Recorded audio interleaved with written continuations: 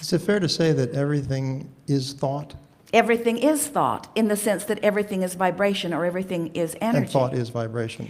But every thought that was ever thought, and this is really the answer to your question and the satisfying key point, and first time we've ever said this, summation of all of this.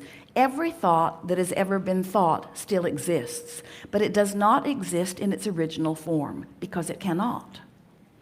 It's tuning fork, it resonates Because every thought that exists now has a vibrational frequency that is coming together with other thoughts that are like it, and is being compared by other thoughts that are opposite it. So the thought, just like the creator, is knowing what it wants, knowing what it doesn't want. Every thought has at its basis the presence of wanted and unwanted. Every thought.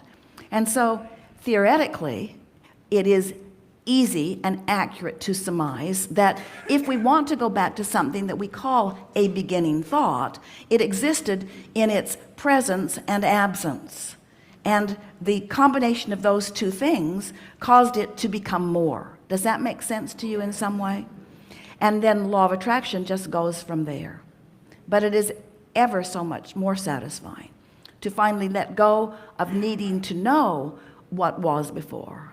In fact, science and medicine and all things would move forward into satisfaction, which is the only reason that forward matters at all, forward into satisfaction much more quickly if fewer people would be looking back, if more people could be present. And that really is what this conversation brings satisfyingly forward for all of us. We relish the idea of more of our physical friends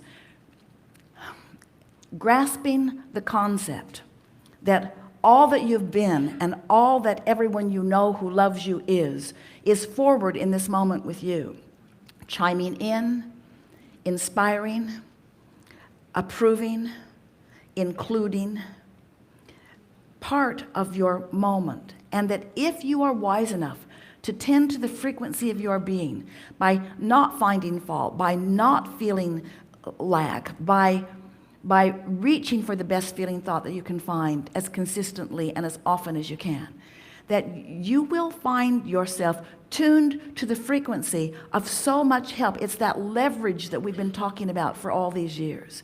There is a leverage in alignment that you just don't have access to without it. Without alignment, you're giving up all of this assistance, not completely, because you're never cut off from it.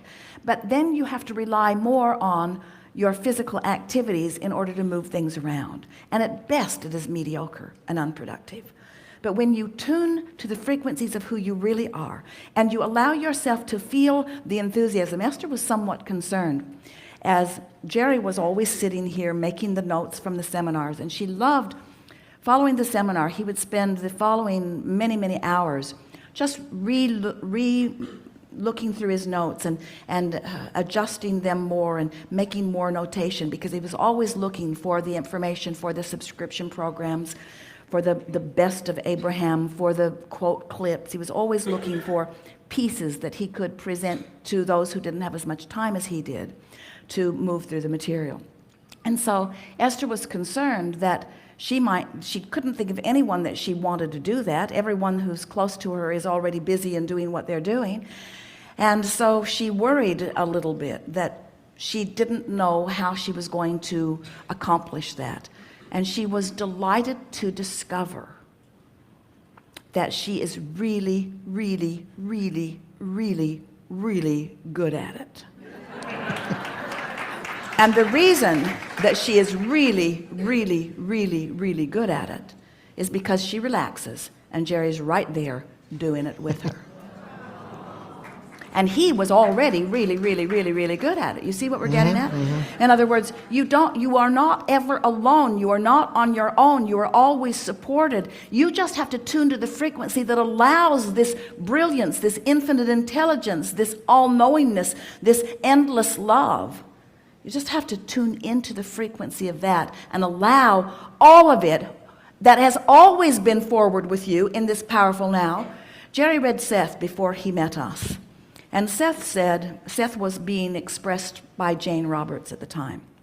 They never met them personally. They only found the books afterward. And Seth said, you create your own reality. And Jerry loved the idea of that. How is that so? And we've spent all of these years talking about that. And Seth said, your point of power is in the present. And that's what Seth was talking about. But we're talking about it so much more fully, so much more specifically, so much more intricately. This is what Jerry wanted to know. And this is what he now understands fully, and so does Esther, and so do you as a result of this conversation. Really good. Thank you. Thank you.